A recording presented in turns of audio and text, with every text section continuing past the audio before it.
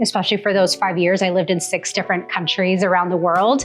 And I actually became vegan when I lived overseas. I was living in Hanoi, Vietnam. There is a decision that you have to make when you start creating, I think, any kind of thing, right? Like whether it's creating content or creating a book, or I used to be in the music industry, so like becoming an artist, right, or a songwriter, like you have to kind of, the first step is making the decision. After 2 years as working as an assistant buyer, I honestly realized I really wanted to explore and live in other parts of the world. Like I just really had that desire, and I'm so grateful that I got to have that opportunity. And I'm sure there are a lot of people in situations like yours where they come to their families and they're like, hey, I'm vegan. And their families are like, oh, what is that? And then they can just show them your Vegan Ventures page and be like, look at all the options we have. Look at how good this stuff looks. I wasn't trying to be a creator. I was just trying to figure it out. If I'm being honest, I was just like, I don't know what I'm doing. And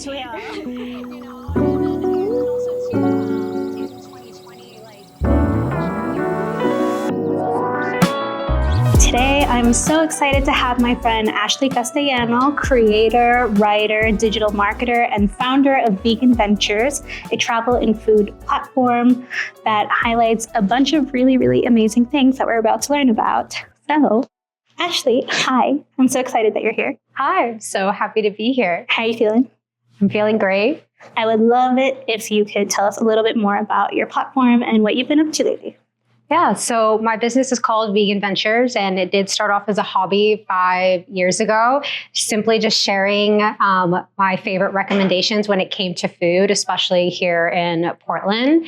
And it just, after sharing and over time, it just created this really amazing community, and it evolved into something that I never could have imagined. And so over the years, I've gotten to work with great brands and tourism boards and have had partnerships. And last year, I started to incorporate more local events, and even as far as group tours. I just hosted my first group tour last month in Mexico City, and hosting more later this fall and next year.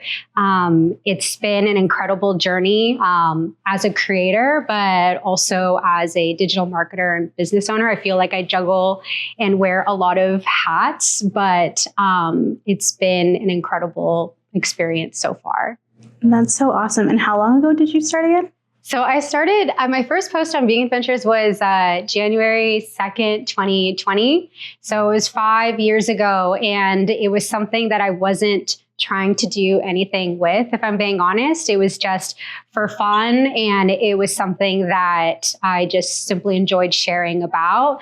But the more I shared and the longer I continued with it, the more that opportunities just started to knock on my door. And so it's definitely evolved a lot over the years, because at the time it was simply just photos. I was also pursuing freelance photography at the time, so I was growing in that field, and it was also only focused on food. And over the years, the content has evolved, and I had to incorporate video, things to TikTok. And so I had to hone in my skills as a videographer. And also it's evolved not just food, but also stories about the business owners and sharing about places. And so I've gotten to share on the platform all the things that I love, which is like food, people, and travel. And so yeah, it's changed a bit over the years, but I feel like the core of it is for foodies and travelers. I mean, it's natural for it to have evolved, right? Because social media has also evolved so much, but I'm sure we will dive into that a little bit later. But I would love to know, what were you doing when you first posted on Vegan Ventures? Were you like setting out to be a content creator, which looked way different back in 2020? Or were you just like, this seems fun, I think I'm just gonna do it because I like it? At that time, I had only been back in the US for a few or several months. I lived overseas for almost 5 years, from 2014 to 2019. And I was teaching English at the time. I did it in schools and English centers. And then eventually I started teaching online. So I was a digital nomad for quite some time. I did not study teaching in school. I studied merchandising management. After 2 years as working as an assistant buyer, I honestly realized I really wanted to explore and live in other parts of the world. Like I just really had that desire, and I'm so grateful that I got to have that opportunity. Especially for those 5 years, I lived in 6 different countries around the world, and I actually became vegan when I lived overseas. I was living in Hanoi, Vietnam at the time, and before moving overseas, I was vegetarian. I was a clean eating vegetarian. I was not eating any processed foods. I was really careful to not eat any added sugars or any of that. But I did transition out of that when I moved to Spain in 2014. At the time, there just wasn't a lot of options. So it did make it rather difficult, if I'm being honest. But fast forward to 2017, I was living in Hanoi, and don't get me wrong, I was loving the food. I mean, Vietnamese food, especially Northern Vietnamese cuisine, is incredible, but just something just kind of sparked in my mind where I was like, I remember that time when I was eating this way and I felt really great physically and mentally. And so I thought, maybe I should re-explore that. And so did a lot of research, did a lot of readings, and I reached the decision that, okay, this is something that I want to pursue for myself. So I started the 6-month transition into going vegan. And so that's my story of how I became vegan when I lived overseas. And after I left Vietnam, I moved to 4 countries before coming back to Portland.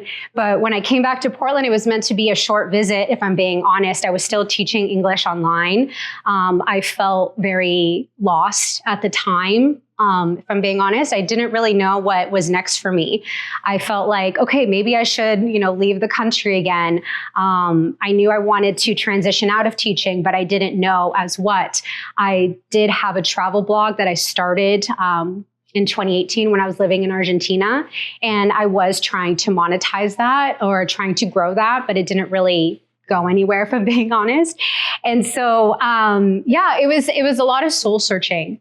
And again, I just didn't really know what the next steps for me look like. And then with the pandemic and everything in life, I just thought, okay, it looks like I'm going to be here in Portland for a while, but where do I fit in? Because I didn't feel like I fit in anymore.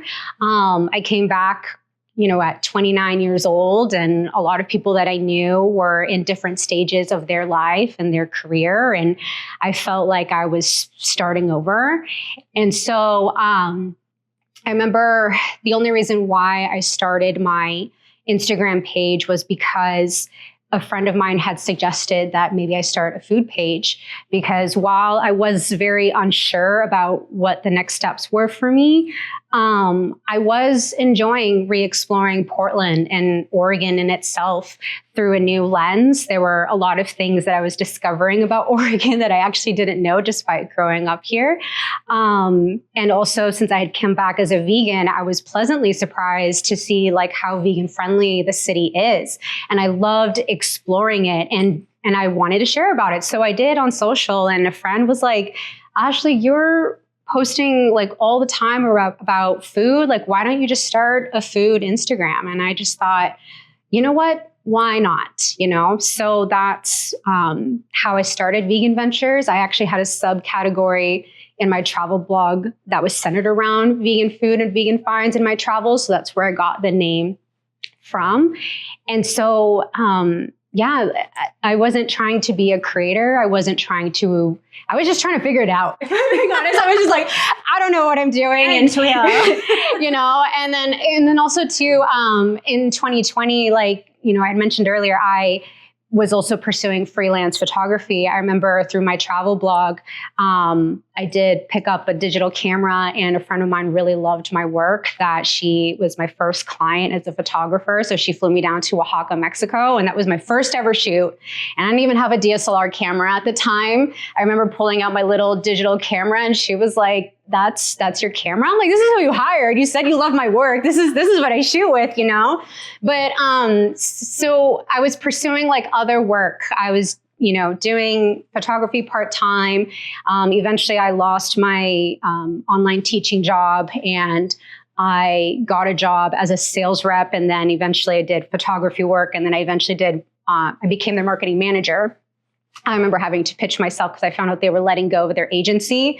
And I was like, oh, this is my in. I was like, I had taught a lot. I had taught myself a lot about digital marketing with trying to pursue my other travel blog, and then also trying to pursue photography as well. And so I was honestly just in hustle mode for quite some time. But in the midst of all of that, Vegan Ventures was always there. I was still sharing on that platform. And again, I was just doing it out of pure enjoyment, but I was pursuing other things in the marketing creative space, but I wasn't focused on trying to grow Vegan Ventures. It just kind of grew naturally.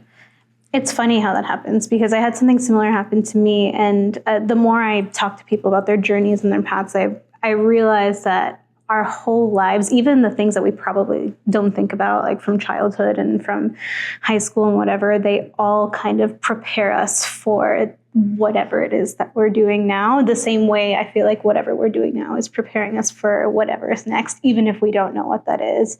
So for example, if I take a look at my journey, I think about how, before anything, I always knew that I was going to be a writer, and I didn't really know what that was going to look like. I knew that I was really good at writing, really wanted to help people, and really wanted to create opportunities for people who didn't have access to them in whatever industry that meant. And so in my book, If I'm Training, I actually talk about this, how I saw an Instagram post one time, don't remember who it's by, I'm so sorry, don't remember from when, and maybe you'll recognize it, but it was going around and it said something like, don't tie yourself to a career or a job, but more of tie yourself to a purpose or a why. And I always think about that, because people ask me all the time, what are you going to do in 5 years? What are you going to do in 10 years? And the truth is, I have no idea. Like you said, we're figuring it out, but I do know that it comes down to this personal why or purpose or mission or whatever that we all have. Do you feel like that's applicable to you? Do you feel like everything that you've done up until this point and your vision for the future connects to a central purpose or a why? Yeah, no, I definitely feel that way. And it's funny because I was asked recently, what is your dream? And I wasn't happy with my response in that moment, but I continued to think about it, what is my dream? And, what is it that I want to share with people? And honestly, I have quite a few dreams, but I guess on a professional level and what I want to do in regards to my work, I really just want to continue to make a positive impact, regardless of how that looks like. I feel like over the last few years, I've definitely gotten to see that with businesses that I've gotten to work with, or with people that are part of my community, right? That how what I shared or what I did just really created this positive experience for them. And I love when I get to hear about that. That really always makes my day. I was at the airport on Saturday, and this older gentleman who was a father, he said hi. He was like, what you share enriches my life. And I just thought, oh, okay. And I know, right? I was like, oh, please, tell me more. And he said that, his daughter is vegan, and she challenged him to go vegan or plant-based for 1 week. And so she follows me, he follows me, but I guess with what I share and what I do has allowed them to connect even deeper. It's kind of like a bonding kind of experience for them. And I was like, that is absolutely amazing. And so I said, thank you so much for sharing. We were on the same flight. But I just thought that was so beautiful. And so I just want to be able to continue to do that, regardless if I'm doing something by sharing content or curating an experience. I just want to continue to make a positive impact and showcase that, especially being vegan, it's not limiting people might believe to be at times, that you can still enjoy delicious dishes and have great experiences. And it doesn't fit in this box like sometimes it seems to be.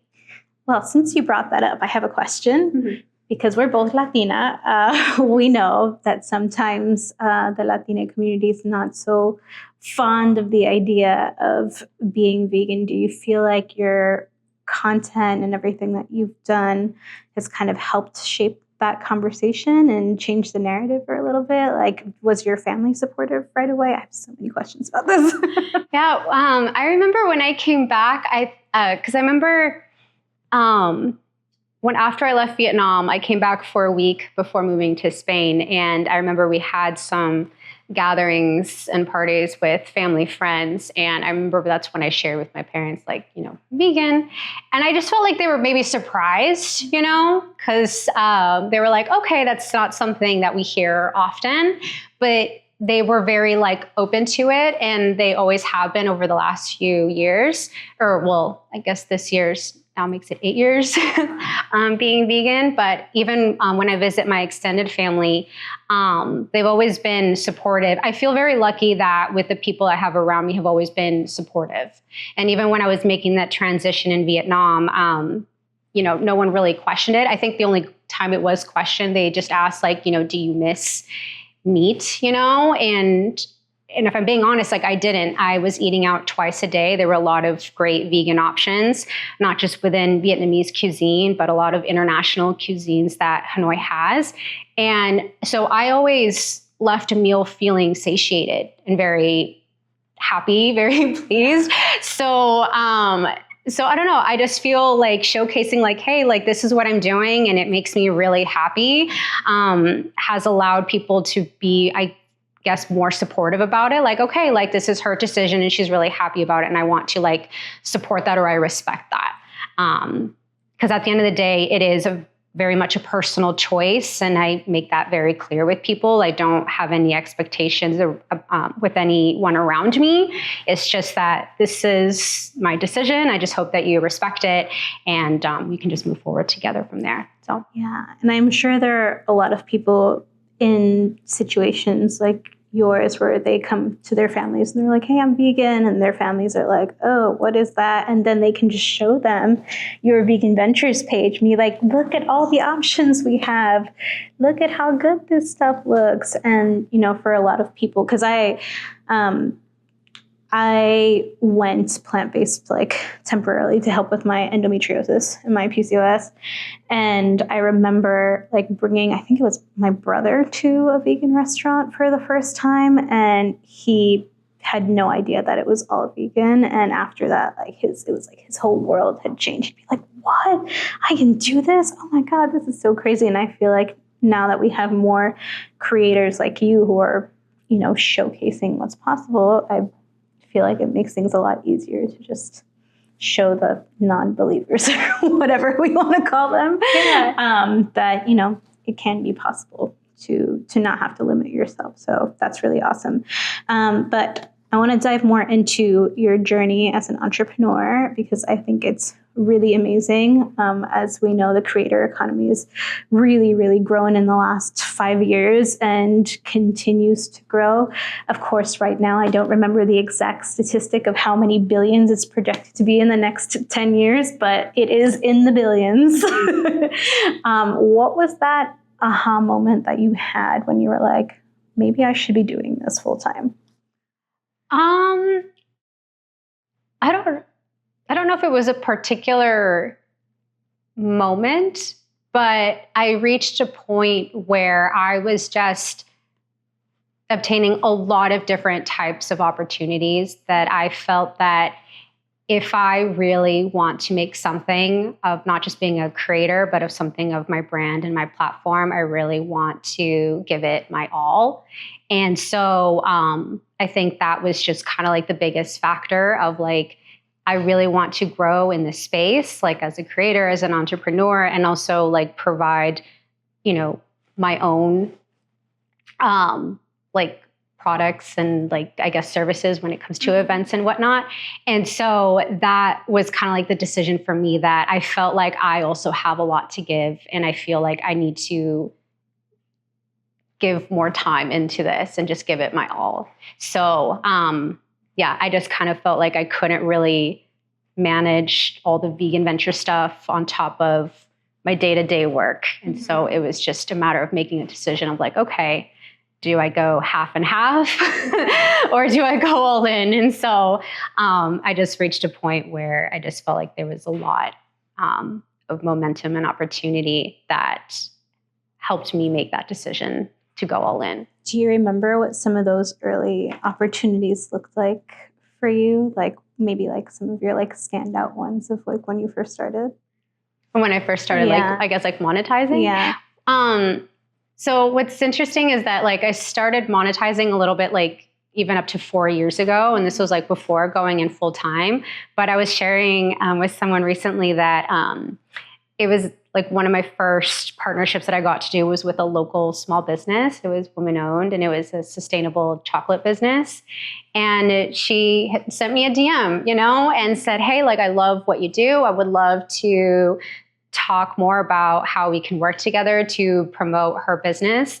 And that really meant a lot because again, like I wasn't looking to do anything with vegan ventures. I was just having fun sharing. And the fact that someone came in and saw value in what I was doing, that really meant a lot. And I guess really helped kind of shift my mind a little bit of like, oh, there's really something unique and special here.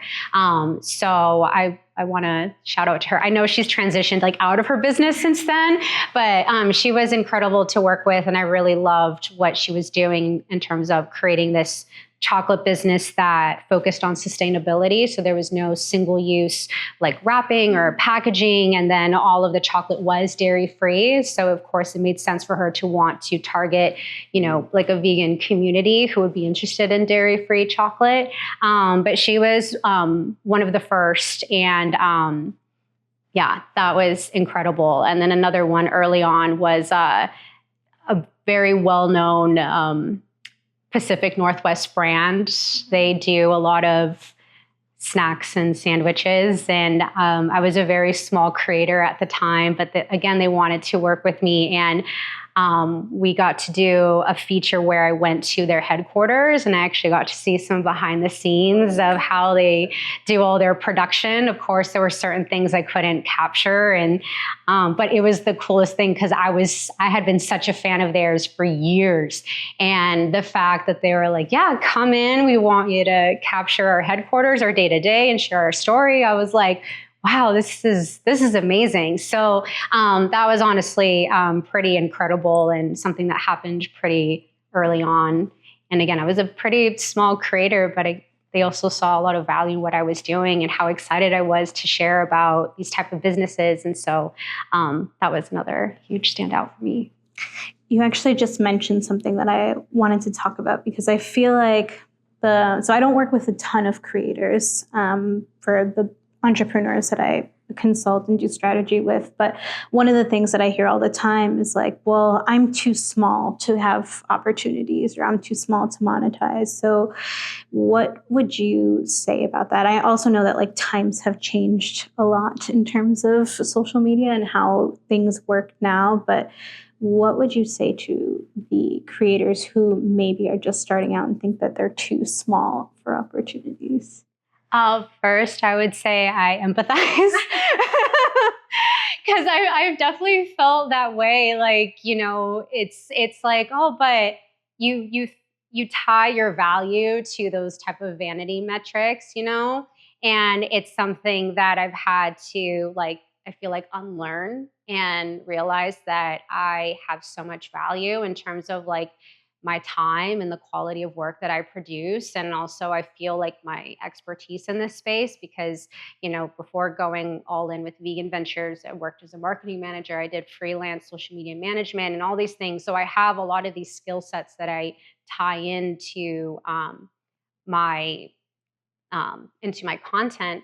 And so just realizing that there's value in terms of the type of work that they do. And then also realize if you have like a very niche audience, that is also something very special because you have curated this community and this trust that these brands or businesses want to tap into. And so you don't need a big following to have a community or to have that trust, right? And so so these brands that want to tap into that, that is a value. And that's a lot. And that's why I feel like I had so many partnerships very early on as a smaller creator, because a lot of the partnerships that I was getting, it was very advantageous for them to want to tap into a targeted niche market of people in this area who are looking for vegan options. And so, and again, you don't need a big following to have like a very niche community. So I would say you have value. And so, and just be able, I guess, to communicate that is another focal point, I would say. Well, you just talked about something that I say all the time when I talk to my clients, and that's the trust part, right? Like, and I think you said something like you don't need a huge community or a huge following to develop that trust. And I mean, that's just like sales 101, right? Like sales don't happen, conversions don't happen if people don't trust you. Mm-hmm. So how do we get people to trust us? And I think having that strong personal brand that you've worked so hard to develop over the last 5 years really, really helps with that. And now not only do you, create content and like the typical, like what people would consider to be a typical content creator business model, right? Where you do the brand partnerships and the affiliate marketing, but you also now are speaking at conferences and hosting international trips. Like, tell us more about that. Yeah. I guess like as my platform has grown and I realized I have so much that I really want to offer my community, and so I could tell that my community was really craving a lot more connection, and so was I. And so that's when I was able to take my online community offline. So doing, local events. I'm excited. I'm doing a dinner pop-up soon with a great local business, La Casa de Mama. They're amazing. I absolutely love them. And so I'm very excited about that because it's a travel through food type of experience where everyone will get to have dishes from Veracruz, but through a plant-based lens. But also just because my travels have really, I feel like, inspire what I share on my platform, and it's something that I continue to love. And also, since I had that unique experience overseas of living in these different countries and learning how maybe a plant-based diet or plant-based options is already a part of the culture, or maybe they're evolving more into that. And I want people to be able to learn more about that and experience that. So that's kind of where the idea for these group trips came about. So we did the first one in Mexico City last month. And it was honestly an experience that exceeded my expectations. My mom even got to come on the trip, which really meant a lot. It was extremely special. And so it was a trip that is for the foodie, where you'll get to have great foods and try new dishes, but it's also for the traveler, the person who loves to explore and go on adventures, but also wants to learn more about the culture and better understand about the place that they're traveling to. And so it's the things that I love about travel. And so it was incredible to get to curate this experience with my travel partners. We had an amazing local guide. She was also vegan, and she literally knew everything about everywhere that we went to, everything that we did. But she just had so much knowledge, and we learned so much from her. And we just all walked away from that trip feeling like we had a much better understanding of Mexico City, but also left us wanting more. We're like, we want to come back.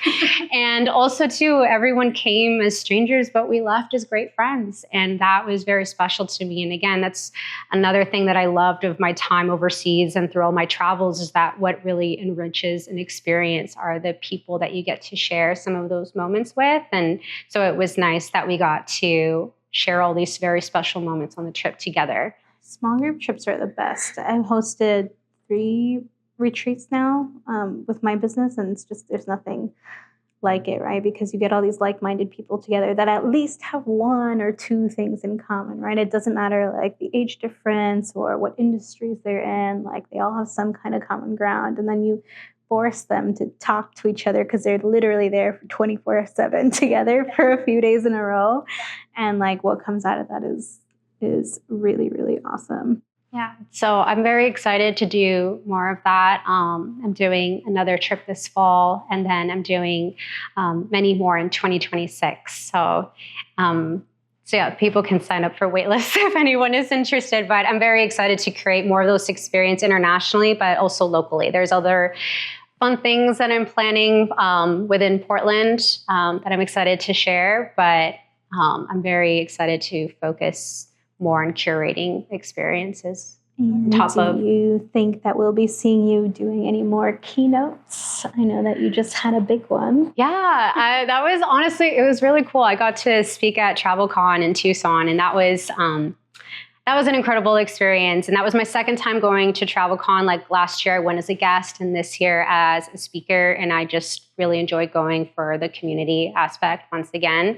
And so I also got to talk about monetizing with a smaller audience. And it was really great that people found it very helpful. I shared a lot of my own personal experiences in that talk. And so I would love to do more talks. I've gotten to do some other local ones here as well. I feel like I feel like I could be a better public speaker, but I'm very excited to hopefully pursue more talks in the future. I'm really embracing it. And so I would say we'll see what happens.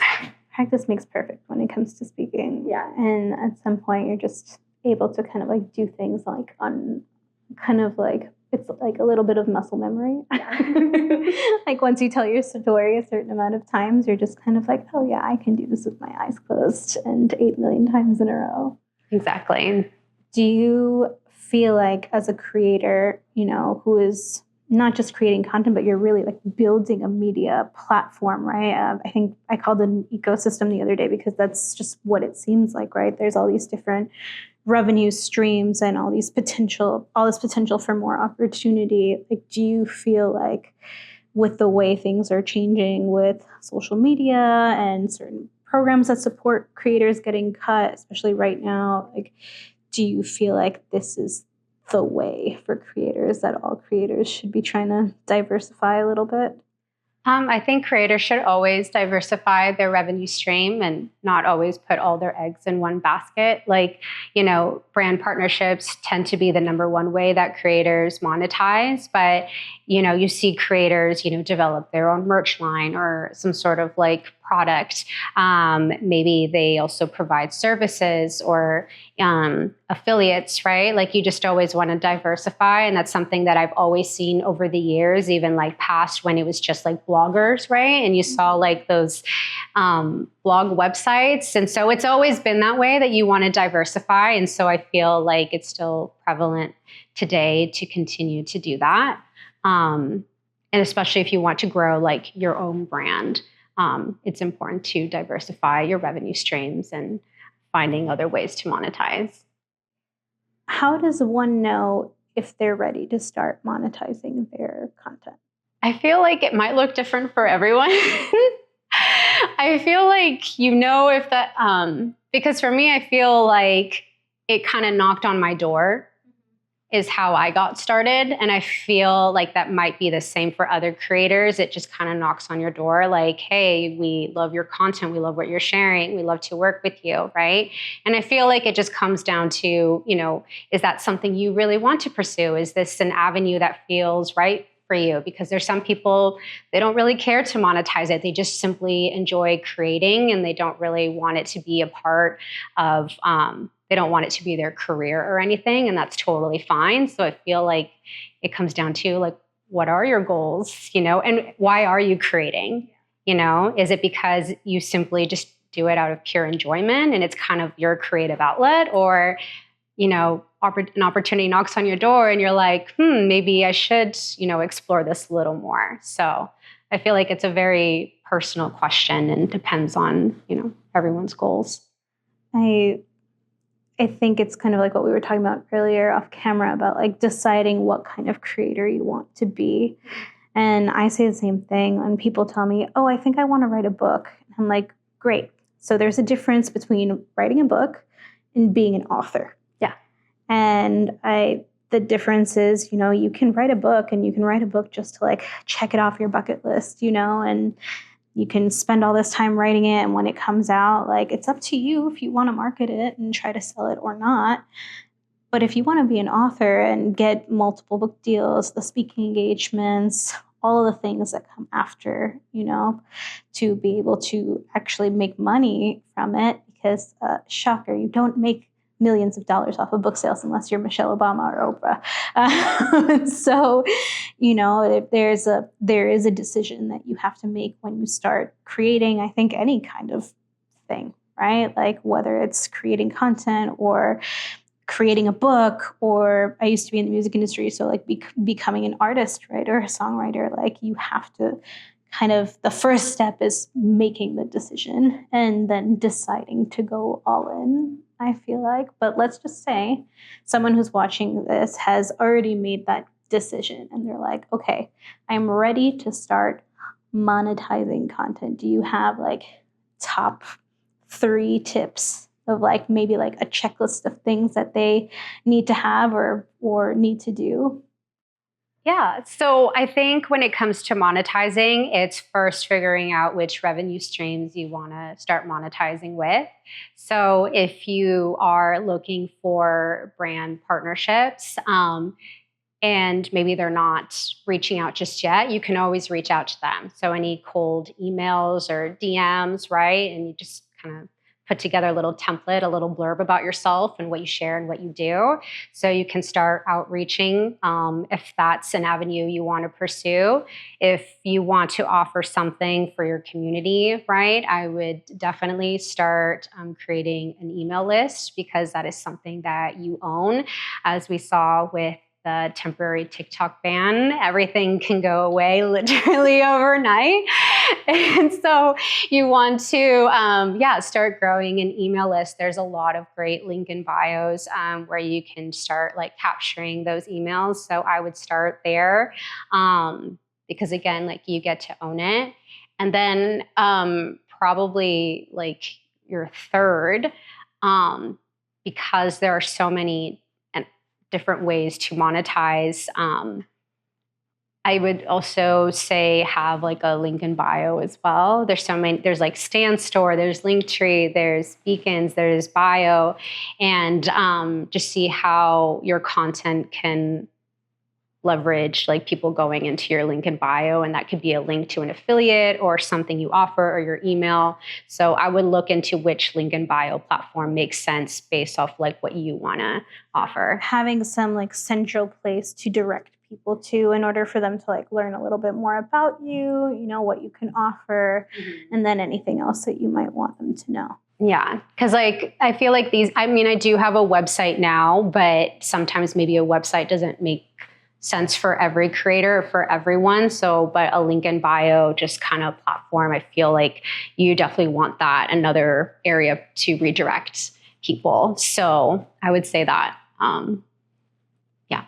So it depends, again, it always depends on your goals and how you want to monetize. So yeah, that's great advice. I think that it might inspire a lot of people. I know a lot of entrepreneurs have already like really worked on their messaging and their personal brand. They're like, oh, well, are we all content creators now? Because we're all creating content to be able to create some kind of brand awareness on social. So should we just add that on as a revenue stream? And I think that this might get some people thinking about that.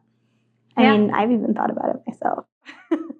Yeah, I've seen like this huge evolution over the last few years, especially with brands or like legacy brands, like really getting into content marketing, right? Whether it's working with creators or sometimes just creating like their own in-house production team. There was a major car brand, I think it was Chevrolet. They started a series that was almost like The Office in terms of the vibe and humor. And it was a great series. I actually saw it on TikTok, but it was great content marketing. They were just like little episodes that they were producing, and I thought it was great. And I feel there's like a lot more brands that are like doing more of that.